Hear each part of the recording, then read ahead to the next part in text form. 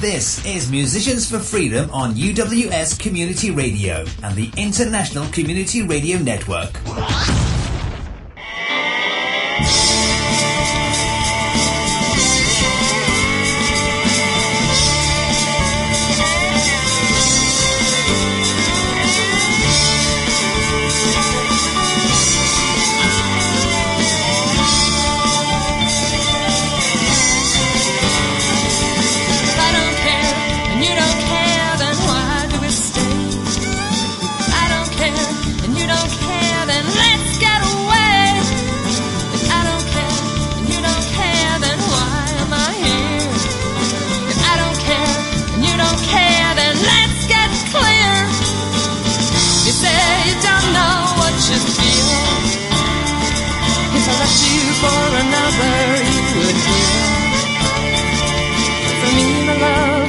Defines my life.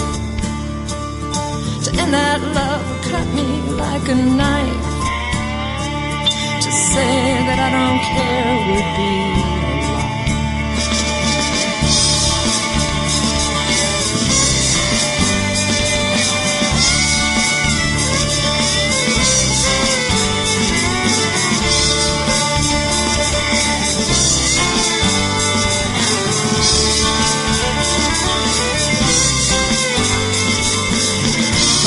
My value than this pain.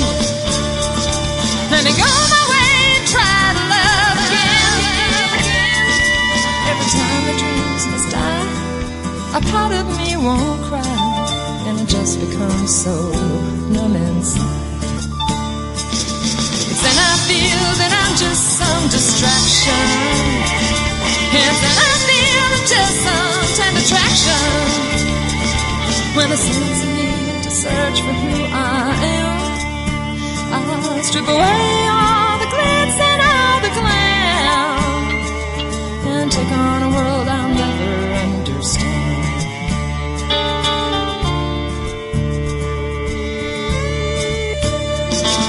If I don't care, and you don't care, then why do we stay?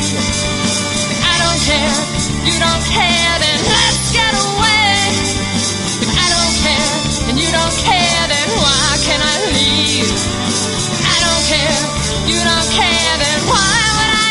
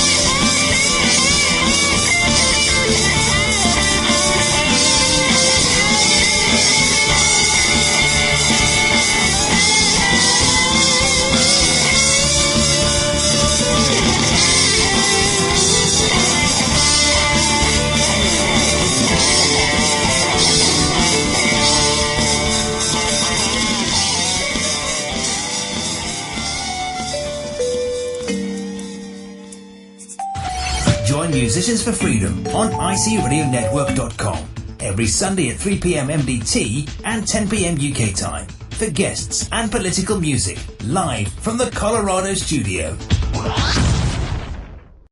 This is Musicians for Freedom on UWS Community Radio and the International Community Radio Network.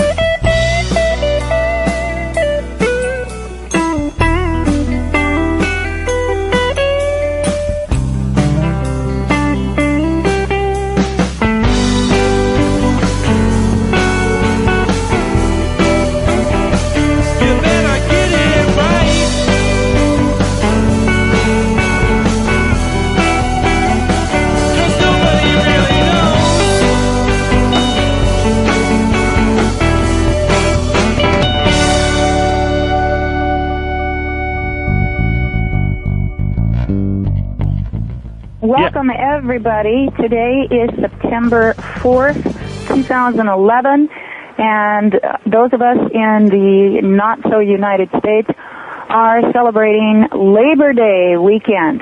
And so I thought, let's see what's Labor Day really about. And actually, it has to do with unions, it has to do with strikes, it has to do with freedom, and it has to do with why United We Strike Radio is here today and here in our monthly marathons, because we believe that people, you and me, are all equal. We all deserve a piece of the pie, and those who would use us against ourselves in terms of training us to suppress each other, training us to be National Guardsmen, to come in and to end strikes by firing upon the people, are really firing upon their own futures and their own worst interests. So this Labor Day weekend, I've got a new page that I tweaked at taxfree15.com. I'm about ready to add another article, and it is about the Pullman strike of 1894, which was the first national strike in United States history. Before coming to an end, it involved over 150,000 persons, 27 states and territories, and would paralyze the nation's railway system. The entire rail labor force of the nation would walk away from their jobs. And supporting the capital side of the strike, President Cleveland, for the first time in the nation's history, would send in federal troops who would fire on and kill United States citizens against the wishes of the states. The federal courts of the nation would outlaw striking by passing the omnibus indictment. This blow to unionized labor would not be struck down until the passing of the Wagner Act in 1935, and all began in the little town of Pullman, Illinois, south of Chicago. Pullman Palace Car Company was famed for its sleeper and luxury rail cars it manufactured. One of these manufacturing locations was in Pullman, Illinois. George M. Pullman founded the town of Pullman as a place where his workers could live. The town was conceived and designed on the premise of being a model town for workers with every aspect complete, including parks and a library. The problem arose after the Panic of 1893. The workers of Pullman received several wage cuts that on the average added up to 25%. These cuts were bad in themselves, but when coupled with Pullman's actions of not lowering the rents for his company-owned homes in Pullman, the labor began to unite. From the outside, Pullman appeared to be a model town, and guided tours were given to impress outsiders.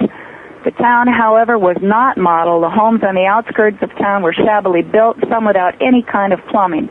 The rent for these houses was also about 25% higher than the normal area. In addition, in order to work for Pullman, one had to live in his houses. The workers formed a committee, and on May 7th, went to Pullman to ask to have the rent lowered. On May 7th and 9th, they were flatly refused. 3 of the committee members were then terminated. This caused the workers to declare that they were going to strike, and on May 10th, 1894, they walked off their jobs. Then on May 11th, 1894, the Pullman plant closed. The strike went peacefully, which is so critical, folks. Peaceful resistance is really the way to go. We have to be so careful. But after several weeks, the Pullman management had not changed its position, and the strikers were desperate for aid. During the strike, the American Railway Union had convened in Chicago because it was the rail center of the United States. The recently formed American Railway Union, affiliated union on strike in Chicago, the ARU, offered to send arbitrators for the Pullman case. The Pullman workers refused this aid. Even so, the ARU, under the new leadership of Eugene Debs, decided to stop handling Pullman cars on June 26th if the Pullman union would not agree to arbitration. The stage was set for the largest strike in the nation's history. On June 26th, the ARU switchmen started to refuse to switch trains with Pullman cars. In response, the General Managers Association began to fire the switchmen for not handling the cars. The strike and boycott rapidly expanded, paralyzing the Chicago rail yards and most of the 24 rail lines in the city. On July 2nd, a federal injunction was issued against the leaders of ARU. This omnibus indictment prevented ARU leaders from compelling or inducing by threats, intimidation, persuasion, force, or violence railway employees to refuse or fail to perform duties. This injunction was based on the Sherman Antitrust Act and the Interstate Commerce Act, and was issued by federal judges Peter S. Grosskopf and William A. Woods under the direction of Attorney General Richard Olney. The injunction prevented the ARU leadership from communicating with their subordinates, and chaos began. Governor Altgeld of Illinois had been hesitant to employ the state militia to put down the strike, instead relying on local authorities to handle the situation. However, he said he would use the National Guard to protect property. Above all, Governor Altgeld did not want federal troops to intervene. However, the issuing of this federal injunction and the fact that mail trains might be delayed caused President Grover Cleveland to send in federal troops from Fort Sheridan. On July 3rd, federal troops entered Chicago against Governor Altgeld's repeated protests. Governor Altgeld protested by writing President Cleveland on July 5th, saying, "Surely the facts have not been correctly presented to you in this case, or you would not have taken the step, for it seems to me unjustifiable. Waiving all questions of courtesy, I will say that the state of Illinois is not only able to take care of itself, but it stands ready to furnish the federal government any assistance it may need elsewhere." Despite repeated protests by the governor, President Cleveland continued to send in federal troops. The reaction of the strikers to the appearance of the troops was that of outrage. What had been basically a peaceful strike turned into complete mayhem. The mayhem began on July 4th, with mobs of people setting off fireworks and tipping over rail cars. The workers started to tip rail cars and build blockades in reaction to the presence of federal troops. In addition to this, there was additional level of chaos caused by the ARU leaders' inability to communicate with the strikers because of the federal indictments. The rioting grew and spread, and then on July 7th, a large fire consumed 7 buildings at the World's Columbian Exposition in Jackson Park. This burning and rioting came to a zenith on July 6th, when fires caused by some 6,000 rioters destroyed 700 rail cars and caused $340,000 worth of damage in the South Chicago Panhandle yards. At this time, in the Chicago vicinity, there were 6,000 federal and state troops, 3,100 police, and 5,000 deputy marshals. However, all this manpower could not prevent the violence from peaking when on July 7th, National Guardsmen, after being assaulted, fired into the crowd, killing at least 4, possibly up to 30, and wounding at least 20. The killing continued when 2 more people were killed by troops in Spring Valley, Illinois. All this violence started to cause the strike to ebb, and on that same day, Eugene Debs and 4 other ARU leaders were arrested for violating this indictment. These officers were later released on $10,000 bond. The strike was failing rapidly, so the ARU tried to enlist the aid of the AFL in the form of sympathetic strikes. When this was refused, the ARU attempted to abandon the strike on the grounds that the workers could be rehired without prejudice, except where convicted of crimes. However, this offer was refused by the General Managers Association. The strike continued to dwindle, and the trains began to move with increased frequency. The strike became untenable for the workers, and on August 2nd, Pullman reopened. The strike was truly monumental if some of the figures for lost revenues are looked at. The railroads alone lost an estimated $685,308 in expenses incurred during the strike. However, the railroads lost even more in revenue, an estimated $120 million in 2009 values. In addition, 100,000 striking employees lost wages of an estimated $1,389,143. These costs are just the localized effects of the paralyzation of the nation's rail center and do not include far-ranging financial effects. The manpower used to break the strike was also immense. The total forces of strike breakers, both government and private, were 1,936 federal troops, 4,000 National Guardsmen, about 5,000 extra-duty marshals, 250 extra deputy sheriffs, and the 3,000 police in Chicago, for a total of 14,186 strike breakers. Also, 12 people shot and killed, 71 people arrested and sentenced on the federal indictment. The federal government took an unprecedented step in using indictments to make any form of a strike essentially illegal, and supported this action by deploying federal troops against the will of the states. Now, I'm going to post this article, and there's some other articles up on taxfree15.com, but basically, we see government, again, stepping in to oppress people against the will of people and wanting to enforce rules and regulations that took away their livelihood, that turned them into paupers, left them without even plumbing in some of these houses, and then they were murdered for daring to stand up, to step up for their rights, and now we've got the government passing legislation to make any form of a strike illegal. Does this sound familiar? It reminds me of the celebration we've got upcoming on September 11th in New York, where the first responders aren't even invited to attend. And then all around our nation, of course, you've got, remember 9/11, and it's this big celebration somehow, rah, rah, red, white, and blue, It's pretty sad. It is sad, but it also shows where strikes that can be effective are stopped by government. And government is actually a corporation set up to profit the bankers. We're all getting raped in this, and 9/11 is definitely crucial coming up. But I just am encouraging people who are listening to pay attention to this, do some homework on strikes, and to look at taxfree15.com, where I'll be adding more information as I learn it, because we are not free, and if we want to be free, we do have to recognize we outnumber the criminals who have taken over power, not only in this country, but globally. And a refusal to participate in our own demise is the unity that we need to build within each and every one of us. Yeah, thanks, so, Sharlene, how are you today?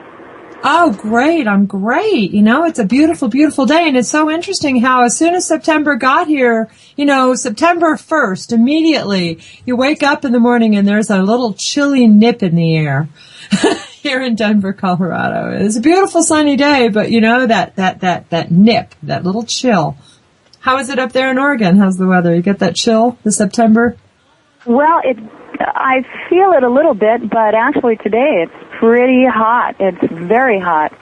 And so I kind of like to have a little bit of that chill. Well, it's only in the morning, and it's just started, and, the kids start going back to school and to the mandatory youth indoctrination camps where they learn about, how wonderful the federal corporation is and how it's protecting all of them from those nasty, nasty terrorists. Yep. Oh, it's so sad. But, it just takes everything I've got to just, say, no, Sharlene, don't go up there. Don't propagandize those children and confuse them any worse than they already are, Yeah, I do know. It's real difficult. And the fact that we are so willing to not really do any investigating for ourselves is something that needs to stop. We're so distracted by football season and American Idol and Dancing with the Stars, when this type of history is right in our faces, and unless we decide to do something about it and unite, we're going to be in trouble, bigger trouble than we already are. Well, I think it's really, I was just talking to Smokey. We're going to call Smokey in a few minutes, okay? He's waiting for our call. And, we just were talking a few minutes ago about the onion, about the whole peel the onion thing. I found a YouTube video called The 8 Veils of the Illuminati. And it talks about how, it's kind of like the onion, the outer layer, if you have, 1 million people, okay, well, 10% of that is going to be ready to peel a layer off the onion, okay? And then they understand how they're being propagandized. And then of that number, let's say 500,000, okay, 10% of that number is ready to peel another layer off, okay? And by the time you finally get to that little pearl of wisdom, in the middle, okay, that's been, perfectly shaped and polished, okay, from all the Hegelian dialectic, the friction of the truth against the falsehood, you finally get to that little tiny pearl of truth, at the center, and it's just a few of the people that can actually peel all of the layers off of all the propaganda, and that's really, I feel fortunate that I finally woke up. to understand, how badly we are being propagandized by the lamestream media. It is pretty amazing how well that they've been able to do this, and where we are at this point in our history. Some people don't even want to pick up the onion. It's smelly, yeah, no doubt. Yeah, absolutely. I can only agree to what you're saying. It's all over the world, people just, are afraid of waking up because it's not very pleasant for them because it's, disrupting their matrix. But it's more unpleasant to actually have to deal on a day-to-day basis with the loss of our freedoms, the loss of our money, the corruption on Wall Street, the fact that here in, again, the not-so-United States, we have complete and utter distractions in every which way possible to keep us from recognizing that every day we go about business as usual, we are accomplices in the war and the murder in Libya because those bombs and bullets and the depleted uranium has stamped made in the USA on it. And it is unconscionable that we continue to ignore that good Christian people continue to justify murder, and that other religions continue to justify murder when this is the 21st century and it's time to grow up and see how we've all been had for much longer, for all of our history. Being taught that some of us are worth more than others, and that's a lot of bullpucky that needs to be eliminated. Oh, absolutely. Sharlene, are you ready for a quick break? We will play some music of Voodoo Stingray, and then we try to call Smokey in. Is that fine with you? Oh, sounds great. I think you just played Buildings on the Moon. What else we like? We like... I would like the hearts in the right place. Oh, that's beautiful. Okay, We're going to call Smokey in a minute in Nashville. Okay, so let's go for it then. So see you in a sec. Musicians for Freedom on ICRNetwork.com every Sunday at 3 p.m. MDT and 10 p.m. UK time for guests and political music live from the Colorado studio.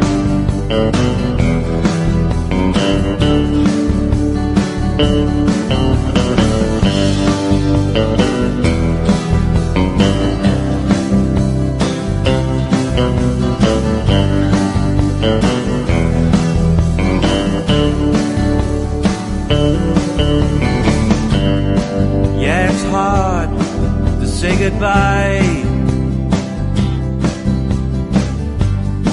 when two hearts beat as one. The things we had and the things we lost doesn't matter much at all.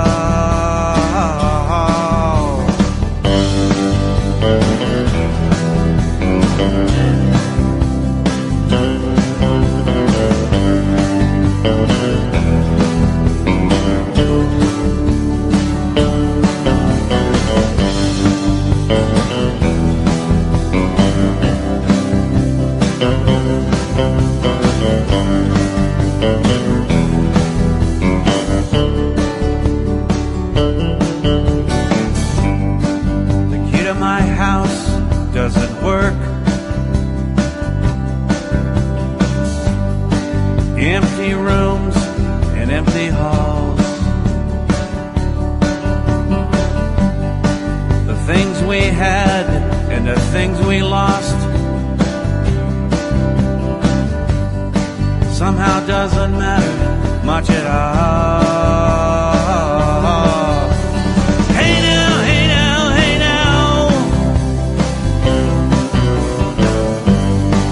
I had nowhere to hide.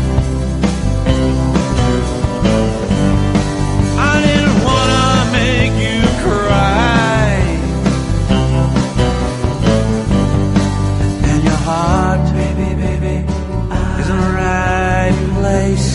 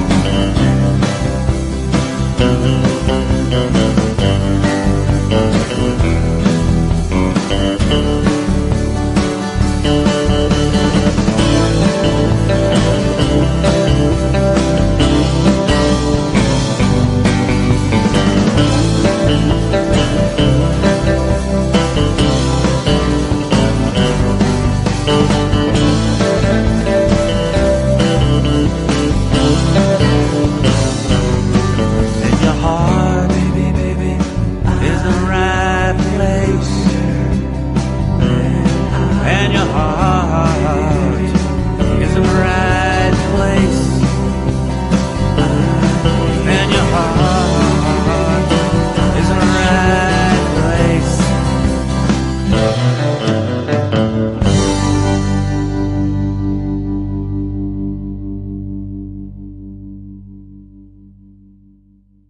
Now. All right, folks, we are back on Sunday here, September 4th, Labor Day weekend, and we just went into a little bit of information about the first strike ever in the United States, the Pullman strike. You can find information about that on UnitedWeStrike.com, as well as information on the Ludlow Massacre, which the Rockefellers were involved in, and also our own National Guard. If you think they won't fire on you folks, do your homework and help educate everyone you know who is in the service as to who they are really protecting, because they are firing against their own best interests and that of their children and their future. The uniform has power. The uniform serves the bankers. Real blood, flesh and blood men and women are free. Take that uniform off. Stand with the people. Do not mess up the world and help this world to be condemned to slavery for all future generations. Now, someone who is not a slave is a friend of ours who we have been following, a great musician. They've got super music, and he has moved to Nashville to see what he can do about breaking into the music business at the same time earning a living. And Sharlene Holt, why don't you introduce us to our next guest here? Okay, great. They're friends of mine, but the name of the band is Voodoo Stingray. And I met Smokey and Doug here in Denver, maybe about 6-8 months ago or longer. It's been a while. And they're a duo right now. They haven't been together all that long, but during the time that they were together, they made 2 CDs already. They went out to Nashville from Denver twice and worked with Kenny Vaughn and some of the great Nashville guitarists and drummers and players out there, and made two CDs. So Smokey is on the phone with us today. He's in Nashville. Him and Doug decided to go ahead and move out that way permanently. And Smokey, how are you? I'm well. How are you? It's nice to be back on the show after a couple of weeks of not being here. Well, isn't it amazing, the technology? I mean, I've got about 5 million ways to communicate. I've got so many ways to communicate today that I don't even know which one to use, I've got the cell phone, we've got the Skype open, we've got the email going on. Today we've got Detlev is producing Karen's show today in Switzerland. He's out of Switzerland.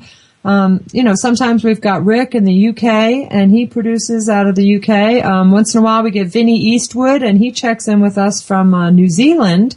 And of course Karen, this is the United We Strike show, and she's in an RV in Oregon. I'm in a basement. This is the Musicians for Freedom program, Sharlene, part of United We Strike. So I think we are our co-hosts, actually, including that. Glad to have you back, Smokey. It's nice to be back. Now, Detlev, what was the song that our listeners just heard? The song we had Hearts in the Right Place, right? Okay, Smokey, you want to tell folks about that, since they heard that? Maybe we can set up another song, because your music is one of my favorite types of music. It just makes me feel younger. It makes me feel like cruising down Pacific Coast Highway in a convertible with the top down and the music blasting on a beautiful sunny California day. Well, that's how we feel when we write it and play it. I mean, it definitely is a lot of fun to play, a lot more fun to listen to, I think, than the grunge music that happened, 10, 15 years ago. But anyway, that notwithstanding, that was a song written by Doug about his second wife, who, when they were going through a tough time, and it was a song that expressed how he was feeling at the time. How miserable he was, really. Did they get through that? Have they gotten through that yet? Well, they have, in the fact that she's his ex-wife. So they both moved on. And you're an eligible bachelor, too, for similar reasons, aren't you? Who, me? Yeah. Yeah, I'm eligible. Maybe, I don't know. I don't know how eligible. I mean, you don't have a wife anymore. No, I don't have a wife, that's for certain. But, anyway. Well, how is it going out there? Have you found a manager? Do you need a representative? How are you shopping yourself and the group out there? Voodoo Stingray. Well, right now with the group, it's pretty much where Kenny Vaughn has released his album on Sugar Hill Records, or he will actually. The CD release party is next weekend, I believe, on Ernest Tubbs Record Store, which is a stage reserved for only the very finest of the talent. Only the best musicians get to play up there. And they have a cardboard cutout of the original Hank Williams, for example. And so Kenny's releasing his record there, and then when he does that, we're going to attempt to shop our record through him with Sugar Hill Records. Great. But, and that's Marty Stewart's record label as well. I don't know if you've been followed Marty Stewart lately, but they're an awesome band. Marty Stewart and the Superlatives, the Fabulous Superlatives. They are just amazing. They were on Letterman back in June, and they've been playing all over the Northwest recently, just having a fantastic time. There's been rave reviews about them, just tearing it up. Both Kenny and Marty are phenomenal guitar players, but not only that, the rest of the band, Harry Stinson, the drummer, and Paul Martin are both wonderful singer-songwriters, and they all it's an amazing show to watch. It's actually a true show where they all don't necessarily just stay behind their instruments and rock out all night long. Each of them step forward and sing a song or two and play different instruments, such as Paul Martin will play an upright bass along with his electric sidewinder. And Harry Stinson will step out from behind the drums and wear a marching type snare and sing a ballad. And it's just a really nice show. Well, you guys are great musicians. It really is wonderful to hear your music. We're addicted to it. Now, well, Kenny had a lot to do with it. Doug and I wrote the songs, but, Kenny put a lot of the flavoring in there, all the layers of guitars. And then the drummer, John McTeague, he was amazing to work with. Most drummers, we haven't actually been able to play all the songs because most drummers can't get all the styles that we have mixed in there.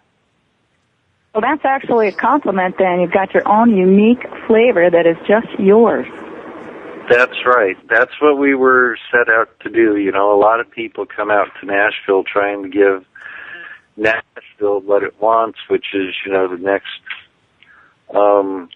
big country pop star singer thing that Miranda Lambert or Carrie Underwood or Toby Keith. But we come at it from a totally different aspect, and we come out here and do what we do, and that's it.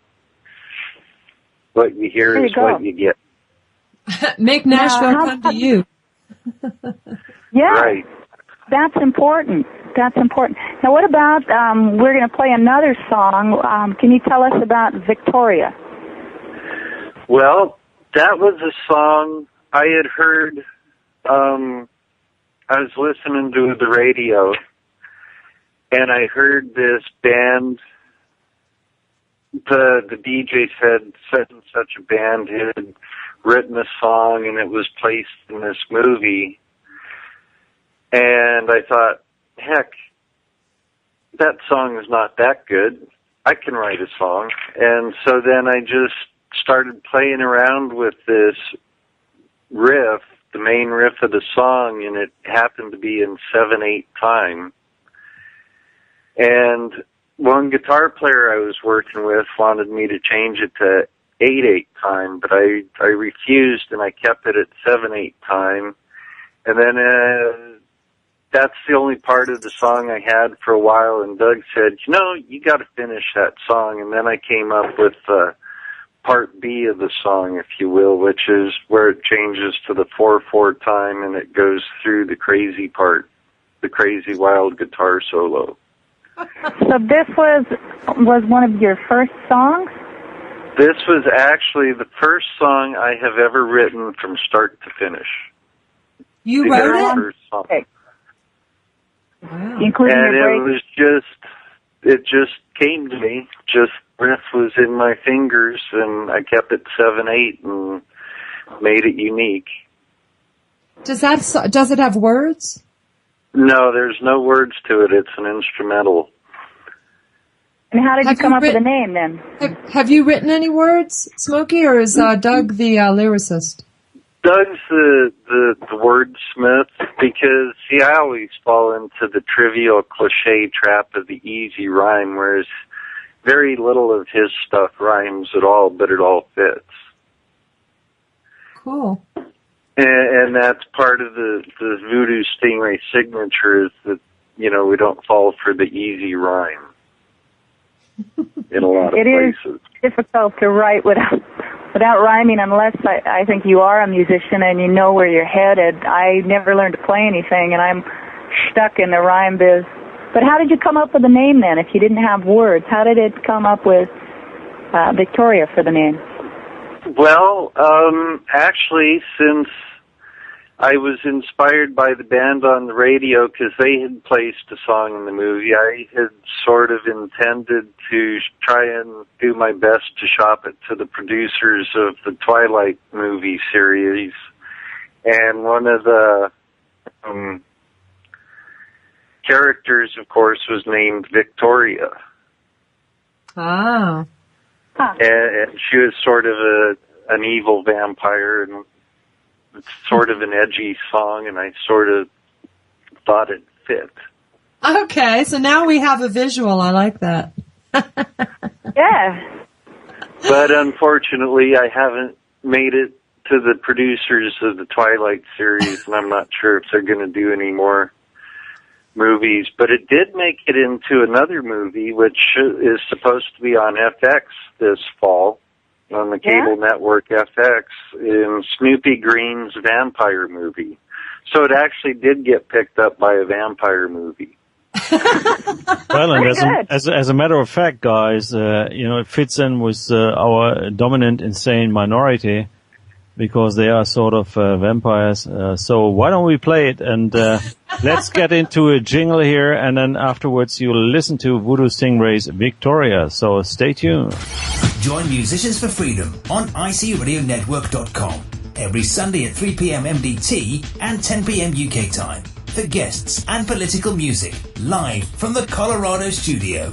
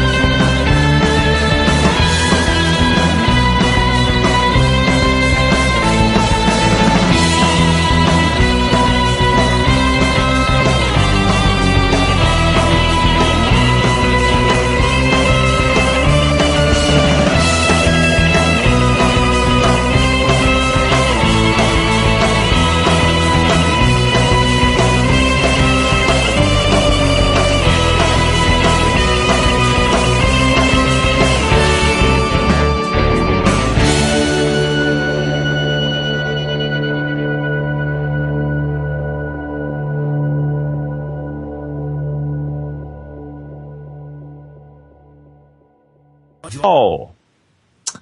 Well, welcome back. That's a great song, Victoria, from my friends Voodoo Stingray, who I met here in Denver a little while back, and now they've gone. Actually, it's been about a year. What? What's been about a year? When we first met at the Mercury Cafe. Oh, okay. It's been a whole year. Wow, Smokey. So anyway, but you guys left me here. So I'm here in Denver, and you guys left about 2 months ago now, I guess it was, for Nashville. So now you're in Nashville. And, right. And I'm hoping to come out there. Yes, I'm hoping to come out and visit you, probably, 1st of October. I'm going to get in my car and head out to Nashville for the winter, I hope. And, well, I have a spare bedroom. Yay! Great! And a cot. I guess I'll be camping. Do you have any pots or pans? We'll have to figure out. You know, I don't have much room in my car. Can I bring my cat? That's what I was wondering. Can I bring my cat? Yeah, I think you can bring a cat. I think she'd love it. I've become very bonded to my kitty. You know, you remember Biscuit. She's a great basement kitty. But I don't know how it's going to go, actually, you know, bringing her in the car. It's a 3-day drive, you know.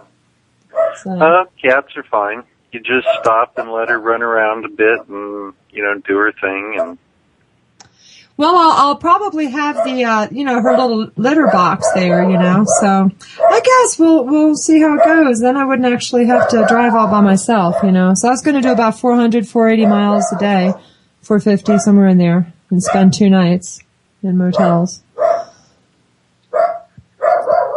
yeah, nope. And then don't forget you'll have to stop him or were you going to stop for me? Oh, and get your comforter. Yes, that you left. Yeah.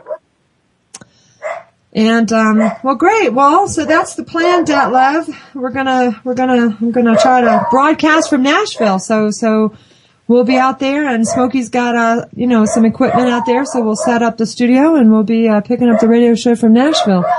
And I don't know if you can hear that dog in the background. I apologize. Yeah. Well, the dog is fine. I mean, it's just giving a little background sound, and that's part of a music program, isn't it? Well, I'm in a basement again, but I don't really have any way to shut off the upstairs, and we have 4 dogs here, and one of them's going crazy at the moment. Give him some goodies, you know. Well, when Karen comes back, or maybe Smokey, I can get Smokey talking for a few minutes. So, Smokey, why don't you talk to us all about Ron Paul? What are you thinking about the election coming up? You think there's any hope? I'll be right back. Well, I think that if Ron Paul were to get elected, it would be a good thing if he keeps all his promises. Now, the problem is most of the politicians, once they get in office, don't keep their promises. However, he has a 30-year voting record of being consistent upon all his voting and the policies. So he does have a 30-year history behind him.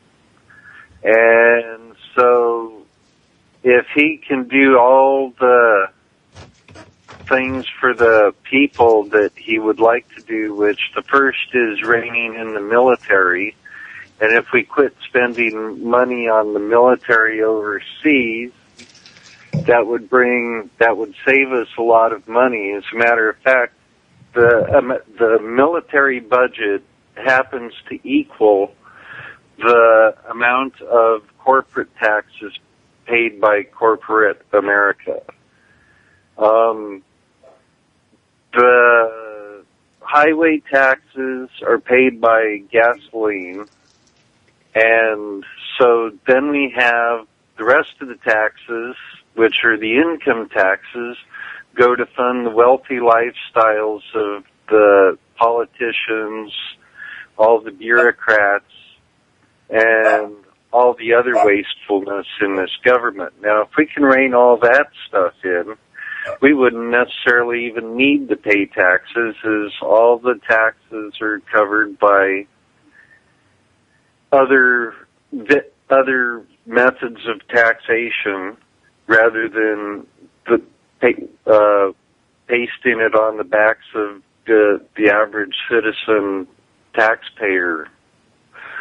So, and Ron Paul aims to eliminate all that. Yeah, Ron Paul has an inside, he understands what's going on from an inside perspective. Right. The income tax, wages were never meant to be taxed. And somehow or other, the perversion of the IMF and the Federal Reserve all of a sudden gave these politicians, well, the basically the real rulers, the New World Order, the idea that we should be taxed, and then that would destroy our individual wealth and make us all slaves to the system. Yeah, that is what it's all about, and as you know, we've been working with our buddy Bert, to expose the whole U.S. citizen tag, it's how a real the citizens are slaves. Yeah, a U.S. citizen. See, what we have going on is we've got two political jurisdictions in America. You've got the original republic with free people on the land. The Constitution uses the law of the land, and that's the law that we're under there. But we're not subject to the jurisdiction of the federal corporation. Okay, and so there's this federal corporation that was incorporated in 1871 in the Organic Act of the District of Columbia. And ever since, that federal corporation has been franchising into the states and the counties and the cities, and it's called municipalization. And I just did a video recently, Smokey, you saw that video. It's called People or Citizen, Two Political Jurisdictions. And that really exposes how what they're doing is they're convincing the average people on the street, man or woman, that they have to register their car, they have to get a driver's license, they have to get a license to get married, they have to register their babies with the hospitals, and the hospitals are getting paid for those birth certificates. And that's in the U.S. Code. I mean, all of this is documented, and it's what you never hear. You don't even hear Alex Jones talk about some of this stuff. What municipalization is the transfer of private rights to public purposes without your knowledge or consent. And the folks are not understanding that all of this is what Keynes commented on when he said, it is by this means that government may confiscate the wealth of the people, and not one man in a million will detect the theft.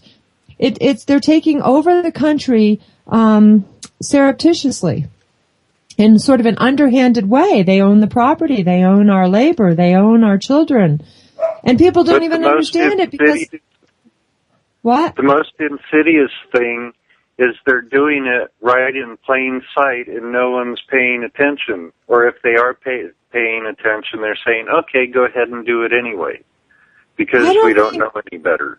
No, the people have no clue. That's the more I learn about this, and the best website I have to put in a plug for, it's called Sovereignty Education Defense Ministry.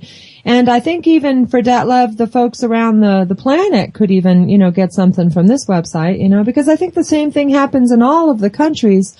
It's www.sedm.org. And by installing central banks, and that's what they do. The New World Order, it has central banks in all the different countries, and then all these central banks operate along the same principles.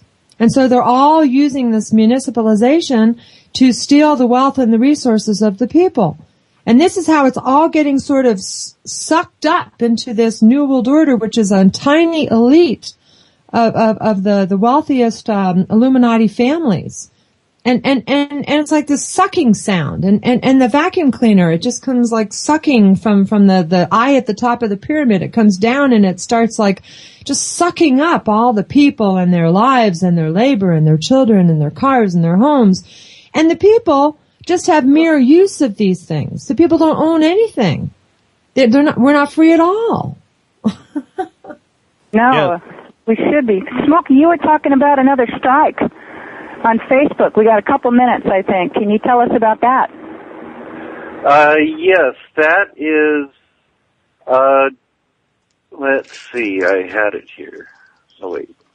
So it's like a strike, a yearly strike, 10 days every year. It's on Facebook, and it's to destroy NWO, which means the New World Order, and restore peace on Earth. And what it is basically is similar to the don't comply, don't buy, don't comply, ask why vision of United We Strike Radio, in that starting Thursday, December 20th, 2011, or whenever December 20th, 2011 is, there will be 10 days of where we don't go to work, where we don't go to the store, we don't buy anything corporate. We shut down the corporate machine for 10 days. There you go. In an effort to distract, to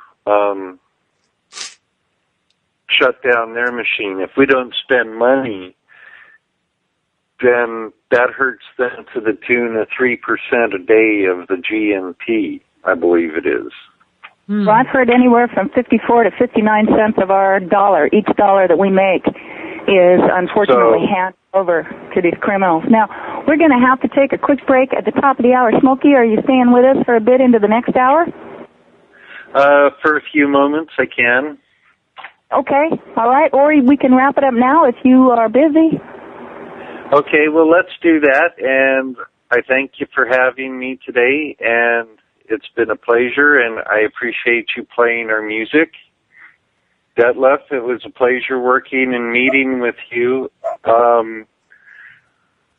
Yeah, thanks a lot. Okay. And if you send me your address via email, I'll be sure to get you a couple CDs. Yeah, and we will take you out, and we will have the Live the Right. That will be the last song. But please tell us the website where we can learn more about the strike and yourselves. Okay, the strike is it's a Facebook event. It's a long Facebook address. Okay, will you link it? Voodoo Stingray. Yeah, so why don't you shout out your check out VoodooStingray.com, I'll have it posted on there too. http://VoodooStingray.com. Well, that's and wonderful. Smokey, also know that there's a week-long strike planned for September 12th through the 19th at globalnoncompliance.com, which we also fully support. Detlev, are we ready to go out? Yeah, we're going out, and see you right after the break.